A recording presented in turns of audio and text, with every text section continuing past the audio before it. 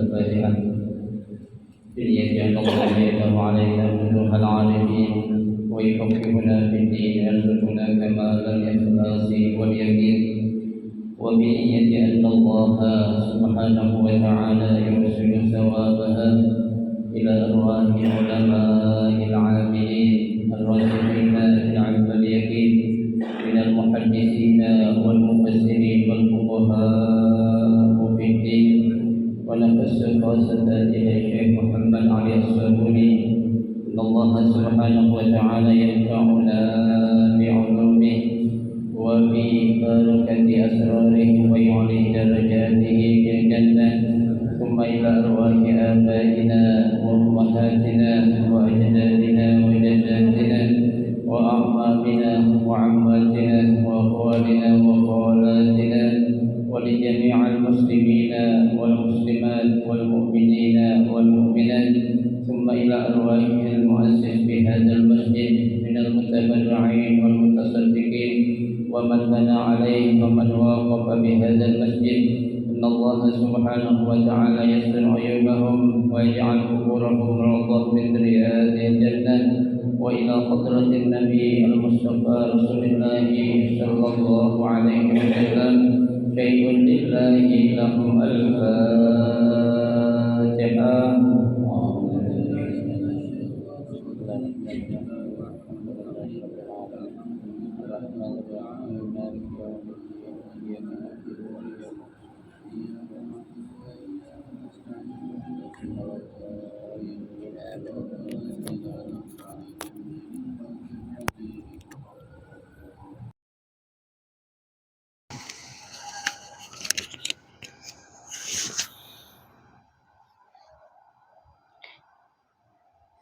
Assalamualaikum warahmatullahi wabarakatuh. Bismillahirrahmanirrahim. Alhamdulillahi rabbil alamin. Wa bihi nasta'inu ala umuri dunya waddin. Wassalatu wassalamu ala asyrafil anbiya'i wal mursalin Sayyidina Muhammadin wa ala alihi wa ashabihi ajma'in amma ba'du. Fa inna sadaqal hadits kitaballahi ta'ala wa khairal hadi hadi Rasulillah sallallahu alaihi wasallam wa syarrul umuri muhdatsatuha fa inna kulla muhdatsatin bid'ah wa kulla bid'atin dhalalah wa kulla dhalalatin finnar. Rabbi shrah li sadri wa yassir li amri wahlul 'uqdatam min lisani yafqahu qawli. Amin. Subhanaka la 'ilma lana illa ma 'allamtana innaka antal 'alimul hakim. La haula wa la quwwata illa billahil 'aliyyil 'azim. Para asatidzah, para hujjaj, bapak-bapak hadirin jamaah majelis taklim Masjid Jami Al-Inabah yang dirahmati dan dimuliakan Allah Subhanahu wa taala. Alhamdulillah, kita bersyukur kepada Allah Subhanahu wa taala di malam hari ini Allah Subhanahu wa taala masih memberikan kepada kita karunia nikmatnya yang cukup banyak. Di antaranya adalah berupa nikmat sehat wal afiyah, nikmat panjang umur, terutama dua nikmat besar yaitu nikmatul iman wa nikmatul Islam, yang tentunya patutlah kita syukuri dengan barakah nikmat yang Allah Subhanahu wa taala berikan kepada kita. Alhamdulillah, kita dapat melangkahkan kedua kaki kita menuju tempat yang termulia di sisi Allah Subhanahu wa taala dalam rangka kita mencari ilmu serta kita mencari keridhaan Allah Subhanahu wa taala. Kita berharap mudah-mudahan rangkaian ibadah yang sudah kita kerjakan, yang sedang kita kerjakan dan yang akan kita kerjakan, kesemuanya Allah Subhanahu wa taala akan memberikan ganjaran pahala yang berlipat ganda. Ilmu-ilmu yang sudah kita pelajari mudah-mudahan Allah Subhanahu wa taala jadikan ilmu yang bermanfaat, dan yang akan kita pelajari mudah-mudahan Allah berikan kemudahan kepada kita untuk memahami dengan sebaik-baiknya. Amin. Allahumma amin. Hadirin sekalian yang berbahagia, mari kita akan lanjutkan kembali kajian kitab Safwatut Tafasir. Kita akan lanjutkan pembahasan kita pada malam hari ini, yaitu pembahasan tentang al-balaghah, ya, dari beberapa ayat dalam surah Al-Baqarah yang sudah kita baca, dari ayat 238 sampai dengan ayat 242, ya, yaitu pada halaman 155, ya, halaman 155 baris kelima dari atas.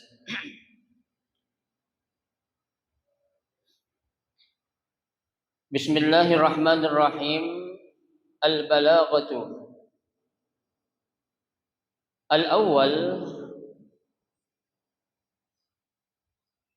as-salatul wusta. Atfun khas ala amin libayani mazidi fadliha. Fa in khiftum fa idza amintum baina lafzin khubtum wa amantum tibaqun wa huwa minal muhsanati al-badi'iyah. Qala Abu Su'ud wa fi iradis syartiyyah bi kalimati in al-munabbi'ah an 'adami tahaqquq wuqu'il khauf wa iradatis tsaniyah bi kalimati idza al-munabbih an tahaqquq wuqu'il amni wa qasratihi ma'al ijadi fi jawabil ula wal itnabi fi jawabis tsaniyah minal jazalah wa lutfil i'tibar ma fihi abrah li ulil absar. Tanbihun as-salatul wusta 'ala ar-rajih minal aqwal hiya salatul 'asr li'annaha wastun bainal fajri waz zuhri wa bainal maghribi wal isya'i wa yuqawu hadha ma warada fi sahihaini syaghaluna 'anis salatil wusta salatil 'asri mala'allahu qulubahum wa buyutahum nar. Wa fil hadis allazi tafutahu salatil 'asri faka'annama wutira ahlahu wa malahu. Akhrajahu Syaikhani wa ghairu dzalik minal ahadits as-sahihah. Wallahu a'lam. Penjelasan tentang ilmu balaghah, ya, atau keindahan, ya, maksud dari bahasa yang digunakan dalam beberapa ayat yang sudah kita baca. Pada ayat 238 Allah Subhanahu wa taala mengatakan hafizu 'alas salawati was salati al-wusta. Ya, ada dua kalimat as-salah wal wusta. Ya, artinya salat yang di tengah-tengah. Ya. Tuh. Apa maksud penggunaan, ya, dua kata ini? Ya, di awal Allah sudah menyebutkan hafizu 'alas salawati was salati al-wusta. Ya, peliharalah, kata Allah, waktu salat yang ada atau 5 waktu salat yang ada, was salatil wusta, ya, dan salat yang ada di tengah-tengah. Ya. Nah, ini kenapa, ya, Allah Subhanahu wa taala mengulang atau menyebutkan wassalati al-wusta, ya. Nah, di sini dikatakan oleh pengarang kitab, ya, Syekh Muhammad Ali As-Sabuni, ya, ini merupakan atfun khas 'alal 'am. Ya. Tuh, atap yang khas, ya. Atap itu sebagai apa sih atap itu? Ya, ada kan istilah kita bilang ada waw atap, ya, atap tuh, ya. Ada penggunaan atap itu kita jadikan sebagai apa itu? Ya, penyambung suatu kalimat, ya, dan juga sebagai penjelas suatu kalimat, ya. Nah, ini fungsi daripada atap, ya. Nah, ini merupakan bentuk atap yang khas, ya, alal am, ya, ditujukan kepada sesuatu yang umum, Ya, perintah sholat kan sifatnya umum. Ya, artinya sholat 5 waktu tuh, baik subuhnya, zuhurnya, asar, maghrib, isya. Itu 5 waktu sholat itu sifatnya umum. Ya, akan tetapi di sini dikhususkan ada satu waktu yang waktu yang khusus itu, yaitu sholat al-wusta yang berada di tengah-tengah.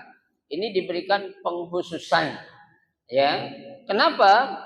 Karena libayani mazidi fadliha, ya, untuk menjelaskan ya tentang adanya keutamaan yang ada pada sholat yang ada di tengah-tengah itu, ya, tuh, yaitu sholat apa? Sholat asar, tuh, ya, makanya menggunakan atop, ya, untuk lebih memperjelas ya adanya keutamaan sholat asar dibanding sholat yang mana? Yang lainnya, ya kan? Nah, kelima-limanya wajib gak? Wajib. Ya, subuh wajib, ya kan? Zuhur wajib, ya, maghrib, isya juga wajib. Ya, tapi di antara ya 5 waktu yang Allah ya perintahkan kepada kita itu ada satu waktu yang memiliki keutamaan yang apa? Yang khusus, ya, yaitu sholat apa? Sholat asar yang harus kita apa? Kita jaga ataupun kita pelihara. Ya, bukan berarti sholat yang lain itu nggak ada gunanya, ada, ya, tapi ya ini ada keutamaan khusus ya yang ada pada sholat apa? Sholat asar dibanding sholat yang lainnya. Tuh, ya, makanya menggunakan apa? Menggunakan atop ya untuk memperjelas adanya apa? Keutamaan atau kelebihan sholat asar dibanding sholat yang lainnya. Ya, tuh. Baik, itu yang pertama. Asani yang kedua, ya, fa in khiftum, ya, fa iza amintum, ya, tuh. Nah, ini ada 2 kalimat dengan menggunakan ya apa namanya tuh? Ya, ada tuh syarat, huruf syarat. Ada menggunakan in, ya, dan yang kedua menggunakan iza. Ya. Nah, kita lihat bainal lafzu khiftum wa amantum, ya, antara 2 kalimat yang ada ini, ya, khiftum wa amantum tibaqun. Ya, apa itu tibaqun? Ada keserasian. Ya, ada kecocokan antara kalimat in khiftum dan iza amintum. Kenapa? Karena dua-duanya menggunakan adat syarat, ya, in dan iza, ya, ada kecocokan, ada keserasian nih, ya.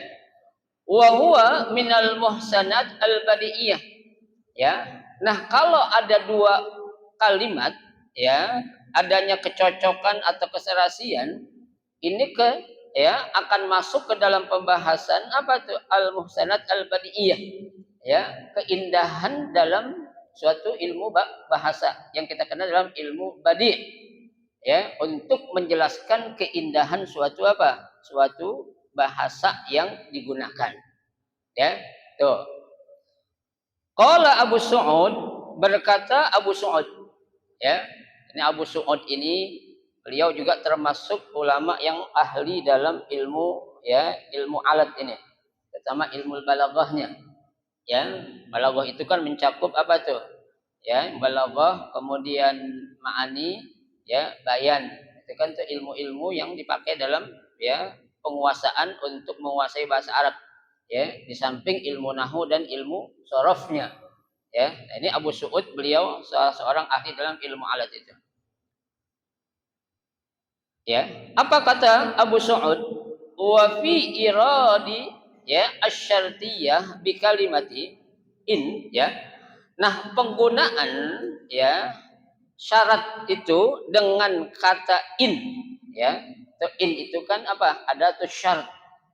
Ya, kalau ada tuh syarat berarti nanti ada jawabu syarat. Ya, tuh. Kata Imam Abu Su'ud, ya, penggunaan kata in, ya, atau penggunaan ada tuh syarat in ini fungsinya apa? al-munabbihah an adami tahaqquq wuqu'il khauf. Ya, untuk memberikan suatu peringatan. Peringatan apa? An adami tahaqquq wuqu'il khauf. Bahwasanya sudah tidak adanya atau hilangnya rasa takut. Ya, maka dikatakan in khiftum. Ya, in khiftum itu menggunakan syarat adatus syarat yaitu in. Ya, kata Abu Su'ud, kenapa menggunakan syarat in? Untuk menjelaskan bahwasanya rasa takut itu sudah apa? Sudah tidak ada lagi. Ya, itu yang pertama. Wa iradus saniyah bi kalimati iza. Ya, ungkapan atau kalimat yang kedua menggunakan adatus syarat iza. Fa iza amintum. Ya, apabila kamu sudah merasa aman. Ya, itu. Nah, ini fungsinya apa? Al-munabbihah an tahaqquq wuqu'il amn. Ya, untuk memberi suatu peringatan bahwasanya apa? Ya, telah apa namanya istilahnya? Ya, kalau kita bilang memang mereka benar-benar sudah mendapatkan ya rasa yang aman. Ya, makanya menggunakan iza. Ya, itu. Seperti apa tuh dalam surah An-Nasr. Ya, Allah Subhanahu wa taala kan berfirman, "Idza jaa nasrullahi wal fath." Tuh, ya. Tuh. Nah, ini penggunaan kata iza ya, jaa nasrullah berarti pertolongan Allah memang sudah apa? Benar-benar datang. Ya. Nah, itu. Nah, di sini iza amintum berarti memang benar-benar mereka sudah mendapatkan apa? Rasa aman. Tuh, ya, makanya menggunakan adatus syaratnya itu iza. Ya, ini sebagai suatu peringatan ya, kalau rasa aman memang benar-benar mereka sudah dapati. Ya. Dikata kalau kita ngomong ke orang, ya Ahmad, iza ji'ta fi da'wati sa'ati laka hadiyah. Ya, tuh. Ai Ahmad, kalau kamu ya memang benar-benar datang, aku akan berikan hadiah kepadamu. Ya, artinya kamu benar datang, bukan ngomong ya datang doang tapi kagak ada datang. Ya kan? Kan beda. Ahmad tak datangnya ya tak datang dah. Ya. Tak datang kan bisa berubah. Ya, tapi kalau ditegasin ya Ahmad, idza ji'ta fi hadhihi da'wah sa'u'ti laka hadiah. Hai Ahmad, kalau kamu benar-benar datang pada acara itu, aku akan beri hadiah kepadamu. Tuh, ditekankan lagi. Ya, beda orang ngundang, saya ngundang ente nih. Ya, kalau orang ngundang kan ibaratnya lu mau datang enggak urusan seluruh tuh. Ya, tapi kalau dari yang punya hajat mengatakan suatu apa namanya penguat, berarti apa? Menegaskan agar dia itu benar-benar harus datang. Apalagi ada suatu apa? Hadiah yang akan diberikan. Nah, itu menggunakan adatus syad idza ya. Tuh. Ya. Banyak dalam Al-Qur'an tuh, ya. Dalam surah Yasin, iza aradallahu syai'an an yaqula lahu kun fayakun. Iza arada syai'an an yaqula lahu kun fayakun. Ya. Kalau Allah ingin ya menjadikan sesuatu benar-benar jadi, maka pakai iza. Ya, tuh. Ini penggunaan kata iza dalam ya adatus syad ini untuk menunjukkan benar-benar terjadi ya, gitu. Baik. Wa qasratihi ma'al ijaz ya, tuh. Nah, ya. Penggunaan ya adatus syad yang pertama in di sini ya ma'al ijaz. Ini disertai adanya apa? Penggunaan bentuk ijaz. Ya, apa sih ijaz itu? Ijaz itu berarti ya kalau kita bilang ada ya beberapa kata yang dibuang ya ataupun kalau istilah bahasa kita itu ya ringkasan suatu kata atau kalimat. Ya, tuh. Itu namanya ijaz. Artinya tidak menjadikan suatu ungkapan itu ya banyak menggunakan kata-kata ya agar tidak terjadi apa pemborosan dalam kata Ya, orang kan yang penting seringkali saya bilang ketika orang bicara, ya, khairul kalam ma qalla wa dalla. Ya, sebaik-baik omongan ma qalla, sedikit tapi apa? Mengena. Ya, jangan banyak, panjang, ya, berjam-jam tapi apa? Ngalor ngidul, tersunun tasnya tersunun gitu. Ya, itu. Nah, ini harus kita pelajari dalam ilmu balaghah, namanya ada ijaz.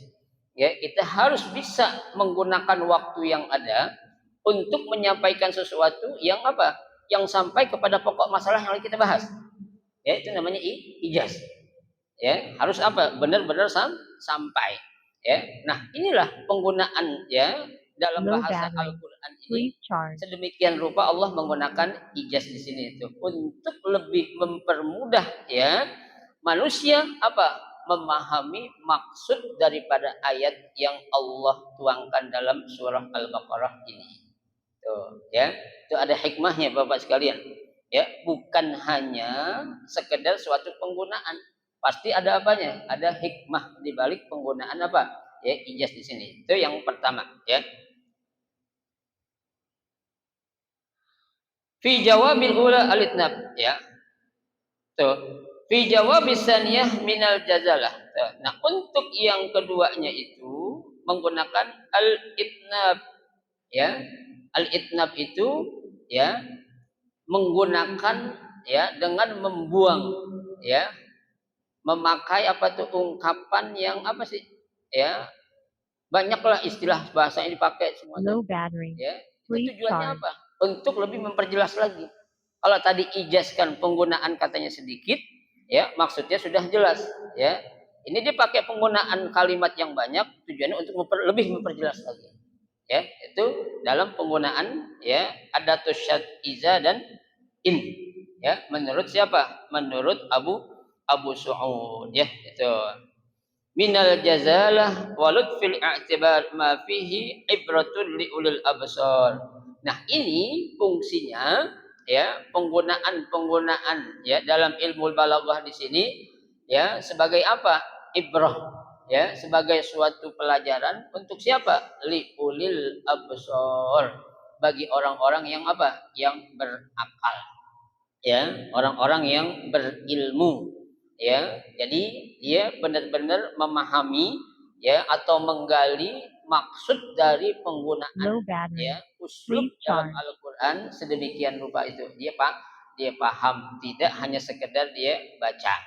Ya, tuh. Makanya kan ada sebuah hadis Nabi katakan, ya, tentang betapa bahayanya orang dia punya ilmu, ya, ilmu tentang Al-Qur'an tapi nggak dipakai, sekedar baca doang. Nah, ini bahayanya kata Nabi apa? Mal'unun, ya, tuh. Kata Nabi apa tuh? Ya, wailun liman quri'alah. Ya, neraka wail kata Nabi. Ya, bagi orang yang tahu ilmu tentang Al-Qur'an tapi dia hanya sekedar apa? Baca doang, nggak mau menggali. Ya. Atau ada orang punya kesempatan untuk belajar isi kandungan Al-Qur'an tapi nggak mau ngapain? Nggak mau belajar. Nah, ini pun termasuk ke dalam kategori wailun liman quri'alahu. Tuh, walam apa? Yufakir.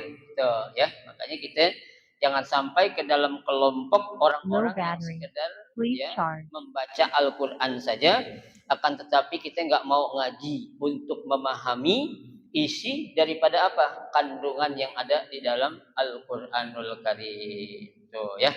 Nah, selesailah tentang pembahasan ilmu balaghah dari, ya, 4 ayat yang sudah kita baca, ya. Nah, sekarang di sini ada tanbih. Ya, tanbih itu artinya catatan khusus. Ya, catatan apa? As-salatul wusta 'ala rajih, ya. Salat yang di tengah menurut pendapat yang rajih minal aqwal, dari beberapa pendapat-pendapat yang ada, hiya salatul asr. Ya, jadi yang dimaksud sholat yang berada di tengah-tengah ini mendapat para ulama yang rajih adalah sholat apa? Sholat asar. Kenapa? Ya, li'annaha wastun. Ya, karena sholat asar itu letaknya ada di tengah-tengah. Tengah mana? Bainal fajri wa zuhri. Antara subuh dan zuhur. Subuh, zuhur, habis itu apa ya? asar. Tengah kan? Itu. Nah, kemudian yang kedua, ya, wal maghrib wal isya, antara maghrib dan isya, ya. Sebelum maghrib apa? Asar dulu. Ya kan itu dua-duanya di tengah, ya. Subuh sama zuhur, ya, maghrib sama isya, tengah-tengahnya apa itu? Salat asar. Itu yang menjadikan para ulama mentafsirkan maksud salat yang di tengah adalah salat asar, karena secara, ya, penelitian logika pun memang masuk. Padahal letaknya ada di mana? Di tengah-tengah antara subuh sama zuhur dan antara maghrib dengan isya. Itu adalah waktu asar yang ada di mana? Di tengah-tengah, diapit oleh dua sholat, ya, subuh dan zuhur, maghrib dan isya. Tuh, masuk akal kan? Ya, masuk akal. Low battery. Ini dikatakan sholat al-wusta, ya, tuh.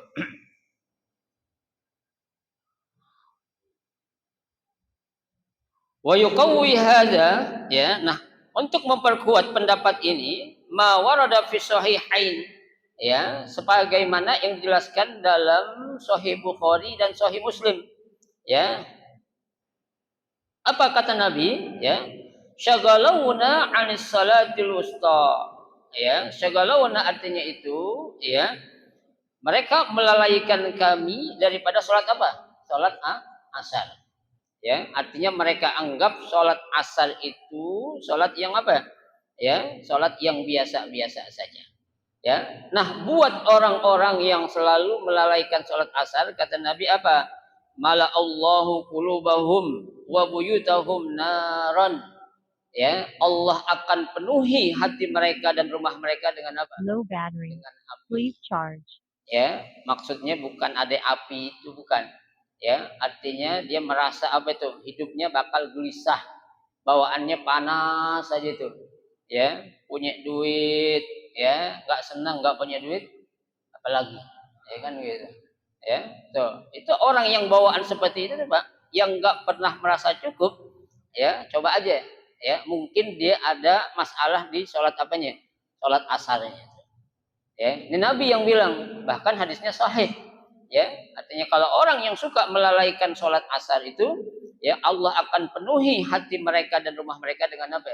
Dengan api. Rumah tangganya berantem mulu, ya, ribut mulu, masalah ini itu ada aja tuh. Ya, kenapa? Nah, itu karena mereka selalu melalaikan sholat asar, kata Nabi itu. Ya, itu yang pertama. Ya. Low battery. Please charge. Wa fil hadis, dalam hadis, ya, yang lainnya, allazi taqutahu salatul asr faka'annama wutira ahlahu wa malahu. Ya. Orang-orang yang meninggalkan atau melalaikan salat asar, kata Nabi, faka'annama, ya, seakan-akan orang itu wutira ahlahu wa malahu, menyia-nyiakan keluarga dan hartanya. Tuh. Harta dan keluarganya atau keluarga dan hartanya. Tuh, ya. Allah kasih harta, Allah kasih keluarga. Itu kan semuanya apa tuh?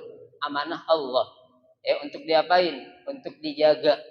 Ya, tapi lantaran mereka suka melalaikan, bahkan, ya, sering meninggalkan sholat asar, bakal seperti itu tuh. Ya. Itu orang yang sering atau suka melalaikan sholat asar, seakan-akan dia itu melalaikan keluarga dan Low harta battery. yang ada. Please charge. Ya, coba Pak, kalau dalam sebuah keluarga, ya, kepala rumah tangga, ya, melalaikan tugasnya sebagai seorang kepala rumah tangga, dosanya kayak apa coba? Ya, itu. Coba Pak, orang yang dikasih amanah berupa harta, dikasih harta banyak, tapi ketika harta itu banyak, ya, dia nggak mau apa? Memberikan, ya, kepada apa? Yang berhak. Ini kan nggak boleh juga. Ya, tuh. Makanya, ya, ini salah satu penyebab yang menjadikan orang itu apa? Ya, suka menyia-nyiakan keluarga, suka menyia-nyiakan harta lantaran apa? Enggak memelihara sholat asarnya dengan baik. Ya, padahal sholat asar itu sholat yang paling apa sih, memang berat memang. Ya, kalau zuhur mungkin kita masih bisa, suasana kita di kantor, ya. Subuh, ya, kita di tempat tidur biasanya. Ya, nah asar ini nih, Low battery. ya, di jalanan kadang jalan macet, ya kan. Nah, itu yang menyebabkan orang terlalu gampang untuk apa? Melalaikan sholat yang wusta, yaitu sholat asar, coba ya. Makanya ya sebisa mungkin lah ya untuk sholat asar ini kita jaga secara khusus dah. Apalagi kita bisa kerjain secara apa? Berjamaah di masjid, Pak. Ya, berjamaah di mana? Di masjid, bukan di rumah. Ya, buat orang laki-laki saya kasih tahu itu yang paling utama sholat berjamaah di mana? Di masjid. Ya, jangan di mana? Jangan di rumah. Ya, itu kalau bapak-bapak ya mempelajari tentang salah satu kitab namanya kitab Tanqihul Qaul Al-Hasis ya yang membahas tentang keutamaan sholat berjamaah, kita akan berebut, Pak. Ya, kita akan berebut sholat berjamaah Low kapan waktu battery. maunya di mana? Please Di charge. masjid. Tuh, ya. Nah, orang kadang kan ya maaf aja, jangankan orang yang jauh tinggalnya. Ya, orang yang rumahnya dempet sama tembok masjid aja, ya, kalau enggak ada hidayah untuk sholat jamaah di masjid, sholat enggak masjid? Apa-apa. Ya, tuh. Kenapa? Karena ini ya suatu panggilan, ya, bukan keterpaksaan, suatu panggilan dan juga kesadaran.